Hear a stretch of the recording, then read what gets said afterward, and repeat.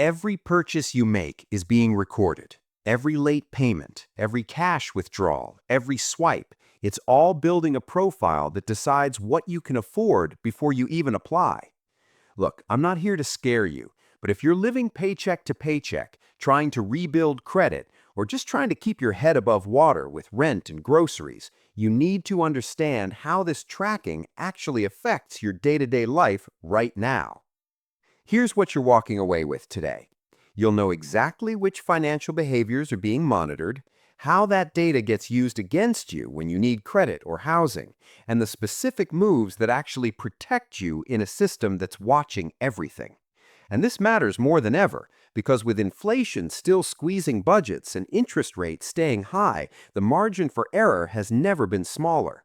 One misstep in how your finances look on paper can lock you out of an apartment lease, a car loan, or even a job.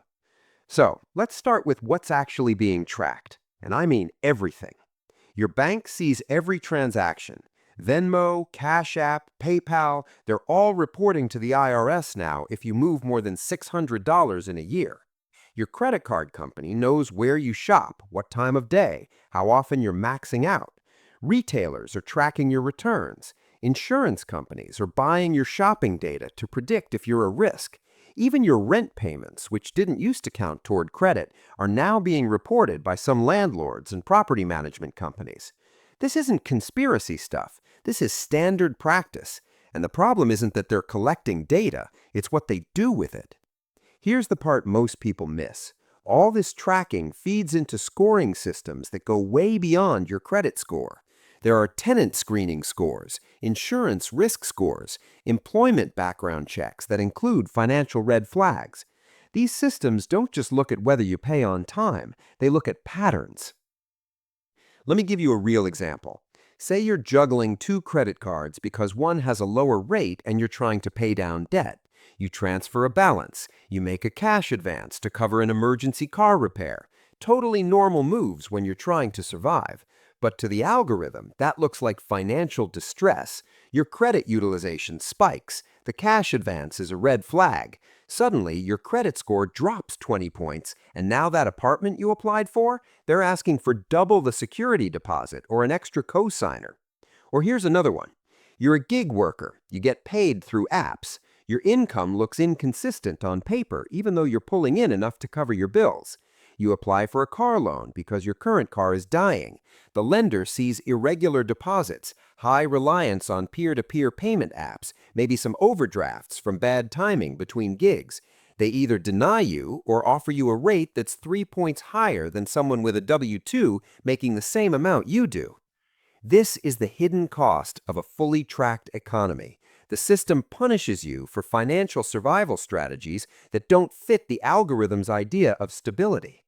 So, what do you actually do about it? First, understand that you can't opt out, but you can be strategic about what the system sees.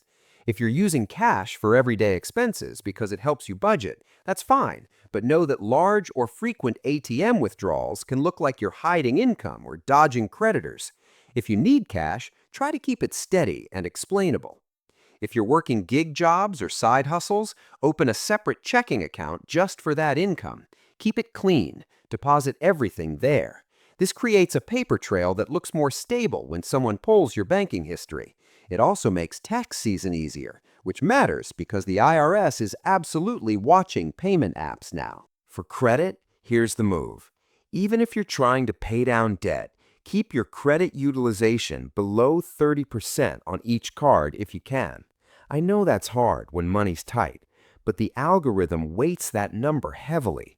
If you've got a $1,500 limit and you're sitting at $1,400, that's killing your score, even if you're making payments. If you can pay it down to $450, your score will jump just from that ratio change. And if you're renting, ask your landlord or property manager if they report rent payments to the credit bureaus. Some do, some don't. If they don't, you can use a third-party service to report it yourself.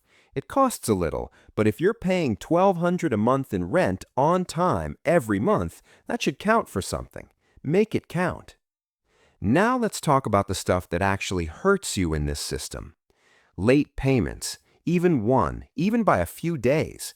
If your credit card company reports it, and most will after 30 days, that stays on your report for 7 years. I'm not saying you should never be late. Sometimes life happens. But if you know you're going to be late, call them. Seriously. Some creditors will work with you if you reach out first. They might not report it if it's your first time or if you set up a payment plan. Overdrafts and NSF fees. Banks track this obsessively. Too many overdrafts can get your account flagged in a system called check systems, which is like a credit report just for bank accounts. If you get a bad check systems record, you might not be able to open a new checking account anywhere for 5 years. If you're overdrafting regularly, see if your bank has low balance alerts or overdraft protection linked to a savings account. It's not perfect, but it keeps you out of that database. Here's something most people don't know. Closing old credit accounts. I get it. If you paid off a card, you want to close it and move on. But that actually hurts your credit score because it lowers your total available credit and makes your utilization ratio worse. Unless the card has an annual fee you can't afford, keep it open. You don't have to use it, just don't close it. But here's what most people miss. The biggest danger in a fully tracked economy isn't one bad decision. It's not understanding that the system is making judgments about you in real time based on behavior you didn't even know mattered. You apply for a new credit card and get denied. You don't know why. Turns out you applied for 3 store cards in the last 6 months trying to get discounts, and that triggered a red flag for credit-seeking behavior. Now you've got hard inquiries on your report and no new credit to show for it. Or you pay off a collections account because you're trying to clean up your credit. Sounds responsible, right? But depending on how old that account is, paying it off can actually reset the clock on how long it stays on your report. Sometimes the smarter move is to let old debt age off after 7 years. That's not advice to ignore your debts. It's just the reality of how the system works. Let me clarify something important. I'm not saying you should game the system or be dishonest.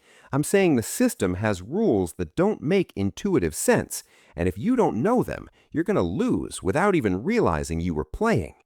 So here's what you focus on if you want to survive this. 1. Build a paper trail that tells a stable story. Consistent deposits, even if they're small. On-time payments, even if they're minimums. A history that shows reliability, even if the dollar amounts aren't impressive. 2. Monitor what's being said about you. Pull your credit report for free once a year from each of the 3 bureaus. Check your check systems report if you've had banking issues. Know what's in your file before someone else uses it to judge you. 3. Protect your financial privacy where you still can. Don't link every account to every app. Don't give out your social security number unless it's legally required. Use virtual card numbers for online shopping if your bank offers them. Small things, but they add up. And 4, accept that you're being tracked, but don't let that paralyze you. The goal isn't to be invisible. It's to make sure what they see is accurate and doesn't work against you when it matters. Look, the reality is this. The economy is fully tracked now, and that's not changing. Every financial move you make leaves a digital footprint, and that footprint is being used to decide what opportunities you get access to. But understanding the rules gives you some control back. Not total control, let's be honest. The system is built to favor people who already have money and stability, but enough control to avoid the traps that keep people stuck. You don't need perfect credit or a flawless financial record. You just need to know which behaviors actually matter and which ones the system uses to lock people out. And now you do. Real security comes from understanding the rules, even when they're stacked against you. If this cleared some things up, hit subscribe. I break down the financial system in plain terms every week. No hype, just what actually works. See you in the next one.